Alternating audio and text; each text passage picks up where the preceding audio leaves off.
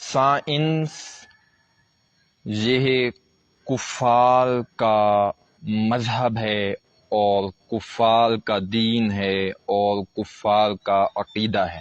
Science دان جو شخص ہو اس کے لیے مسلمان کا لفظ استعمال نہیں کیا جا سکتا۔ امام اہل سنت و جماعت مجدد دین و ملت الشاہ احمد رضا خان علیہ رحمۃ الرحمن کو سائنس دان کہنا اور اس کے ساتھ مزید جھوٹ، بہتان، افتراء، لوگوں کے ساتھ دھوکہ کرنا، آپ کو مسلم سائنس دان کہنا، یہ حرام حرام حرام اشد حرام اور جہنم میں لے جانے والا کام ہے۔ جس شخص کو دل کی بیماری ہو وہ یہ خطاب سننے سے پہلے اپنے دل کو سنبھال کر بیٹھے۔ اگر اس کو ہارٹ اٹیک ہو گیا تو میں ذمہ دار نہیں ہوں گا۔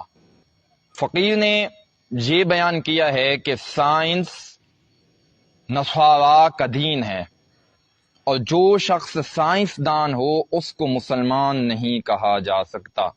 علماء دین و مفتیان شرع متین کی صحبت میں بیٹھنے والا ہر شخص اس بات کو جانتا ہے کہ سائنس دانوں کے بنیادی عقائد ملعونہ میں سے ایک عقیدہ یہ ہے کہ آسمان کا وجود نہیں ہے، اور ان سائنس دانوں کے عقائد ملعونہ میں سے ایک عقیدہ یہ ہے کہ زمین گردش کرتی ہے۔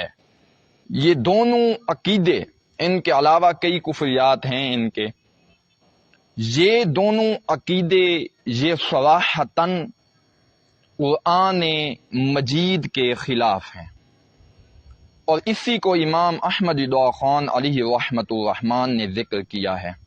الحفیظ والامان کے امام احمد رضا خان علیہ رحمۃ الرحمن پر اتنا بڑا بہتان باندھا جاتا رہا اور باندھا جا رہا ہے کہ آپ کو مسلم سائنس دان کہنا۔ ایسے ہی امام حجت الاسلام محمد بن محمد غزالی رحمہ اللہ تعالی کو مسلم سائنس دان کہنا آپ پر بہت بڑا افتراء، بہت بڑا جھوٹ اور بہت بڑا بہتان ہے۔ یاد رکھو، ایجادات ہو جانا یہ حق ہیں،